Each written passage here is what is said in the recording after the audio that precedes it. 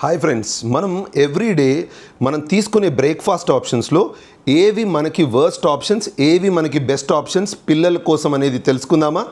నా పేరు doctor Tanuj Bachchu, MBBS MD general medicine. మనకి 3 వర్స్ట్ బ్రేక్ఫాస్ట్ ఆప్షన్స్ ఏవైతే కిడ్స్కి ఉన్నాయో చాలా ఇష్టపడేవే అండి, కానీ మనం అవాయిడ్ చేయడం చాలా మంచిది.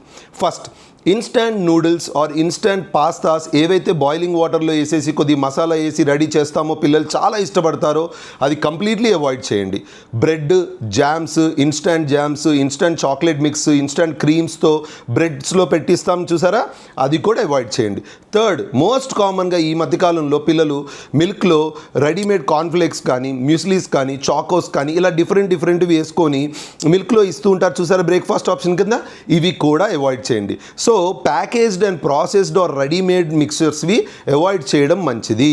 ఎందుకంటే వీటి వల్ల మన గ్రోత్ పిల్లలది ఎఫెక్ట్ అవుతుంది, హార్మోన్స్ ఎఫెక్ట్ అవుతాయి, ఎర్లీగా పీరియడ్స్ రావడం ఆడపిల్లలకి, మగపిల్లల్లో వాళ్ళకి గ్రోత్ సరిగ్గా లేకపోవడం, స్కెల్టల్ బోన్ సరిగ్గా గ్రో అవ్వకపోవడం, కావాల్సిన ప్రోటీన్ దొరకకపోవడం వల్ల మజిల్ గ్రో అవ్వకపోవడం, బ్రెయిన్కి కావాల్సిన ఒమేగా ఫ్యాటీ యాసిడ్స్ రీచ్ అవ్వకపోవడం వల్ల memory and other emotional disturbances రావడం జరుగుతూ ఉంటాయి.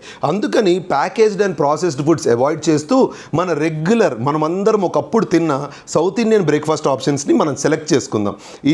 ఇడ్లీ విత్ సాంబార్ ఆర్ పెసరట్లు, దోశలు, ఉప్మాలో కొద్ది పల్లీలు వేయండి, ప్రోటీన్ వస్తుంది.